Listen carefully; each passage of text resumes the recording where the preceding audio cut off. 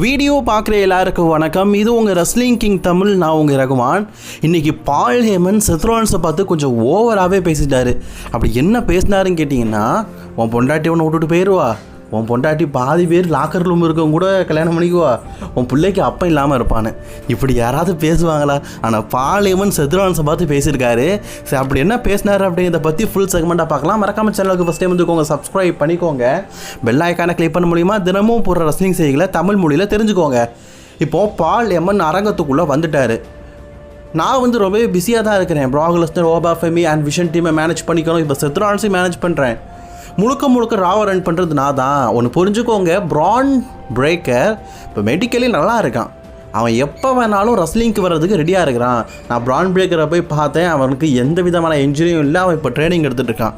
நீங்கள் எதிர்பார்க்காத நேரத்தில் இந்த இடத்துக்கு பிரான் பிரேக்கரை நான் கூட்டிகிட்டு வருவேன். அதுக்கான திறமையாங்கிட்டு இருக்குது. இப்போ நான் என்ன சொல்ல வரேன்னா, இந்த இடத்துல செத் ரோலன்ஸ் வந்தாகணும். அந்த மாஸ்க் போட்டுக்கிட்டு ரசிகர்கள் முன்னாடி கெத்து காட்டிட்டு அப்போல்லாம் வேணா, நீ நார்மலாக வா. நான் உன்னை கம்ப்ளைண்ட் பண்ணியிருக்கிறேன், நீ என்னை அடிச்சிருக்கிற. நான் ஒரு ரெஸ்லர் கிடையாது, என்னை அடிச்சிருக்கிறேன், எனக்கு பிளட் வந்துருக்குது, நான் ஹாஸ்பிட்டல் அட்மிஷனாக இருக்கேன், நான் மெடிக்கல் இப்போ கூட சரியில்லை. இந்த மாதிரி என்னை ரூட் அட்ராக்ட் பண்ணதுக்காக நான் கம்ப்ளைண்ட் பண்ணிக்கிறேன். இங்கே இருக்கிற செக்யூரிட்டி கார்ட்ஸ் மற்றும் போலீஸ் எல்லாரும் சேர்ந்து உன்னை அரெஸ்ட் பண்ண போகிறாங்க. ஸோ நீ இந்த இடத்துக்கு ஒரு வேளை, நான் சொல்கிறத கேட்டுக்கோ, ஒரு வேளை நீ இந்த இடத்துக்கு வந்தேன்னா கண்டிப்பாக போலீஸ் அரெஸ்ட் பண்ணிடுவாங்க. ஓ சார், நான் கேள்விப்பட்டேன், லாக்கர் ரூமில் நீ உன் ஒய்ஃபு கிட்ட தனியாக உன்னுடைய பொண்களில் வச்சுக்கிட்டு பேசிக்கிட்டு இருந்தியாமே, உன் பொண்ணு கூட ஏதோ ஒன்று கேட்டாலாமே. இதெல்லாத்தையும் நான் கேட்டேன், எனக்கு நல்லாவே தெரியும். பட் ஆனால் நான் இந்த இடத்துல ஒரு முக்கியமான ஒரு விஷயத்த சொல்லி ஆகணும். செத், ஒருவேளை உனக்கு உன் மனைவி மேலேயும் உன்னுடைய பொண்ணு மேலேயும் அவ்வளவு பிரியம் இருந்ததுன்னா இந்த இடத்துக்கு வந்துடாத. ஒருவேளை நீ இந்த இடத்துக்கு வந்தேன்னா நான் உன்னை பனிஷ் பண்ணுவேன்.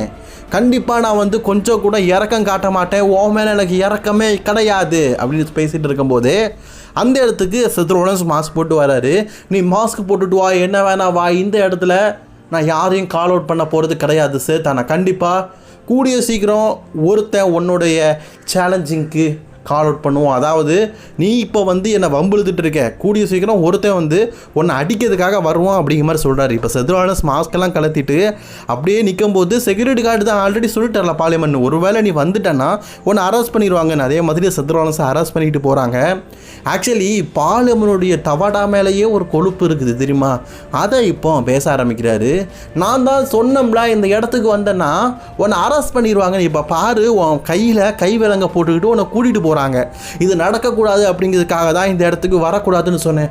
ஓ சேத், ஏன் சேத் இந்த மாதிரி பண்ண? எனக்கு ரொம்ப வருத்தமாக இருக்குது சேத். ஒருவேளை உன்னுடைய டாட்டர் இதை பேக் ஸ்டேஜில் பார்த்துட்டு இருந்தா, அப்பா எங்கே போகிறாரு, அப்பா எங்கே போகிறாரு அப்படின்னு கேட்பால, அதுக்கு நான் என்ன ஆன்சர் பண்ணுவேன்? கவலைப்படாத. அண்ட் இப்போ நீ போலீஸ் ஸ்டேஷன் போக போகிற. இப்போ உன் ஒய்ஃபு என்ன நினைப்பா, ஐயோ என் ஹஸ்பண்டை போலீஸ் அரெஸ்ட் பண்ணிவிட்டு, அப்போ இதுக்கப்புறம் உன் ஒய்ஃப் என்ன பண்ணுவா தெரியுமா? உன்னை டிவோர்ஸ் பண்ணிடுவா, உன்னை டைவர்ஸ் பண்ணிடுவா. சரி, உன்னை டைவர்ஸ் பண்ணதுக்கப்புறமா உன் பொண்டாட்டி என்ன பண்ணுவா தெரியுமா? லாக்கர் ரூமில் பாதி பேர் இருக்கிறாங்கல்ல, அவங்களே கல்யாணம் பண்ணிடுவா. பாதி பேர் அவன் பொண்டாட்டியே கல்யாணம் பண்ணிடுவா. அப்போ குழந்தை தனியாக இருக்குமாப்பா. உன் குழந்தை தனியாக இருக்கும்போது ஜிபிஎஸ் இந்த பொண்ணை நாங்கள் அனாதை மையத்தில் சேர்க்குறோம் அப்படின்னு உன் பொண்ணை கூட்டிகிட்டு போவாங்க. கவலைப்படாத.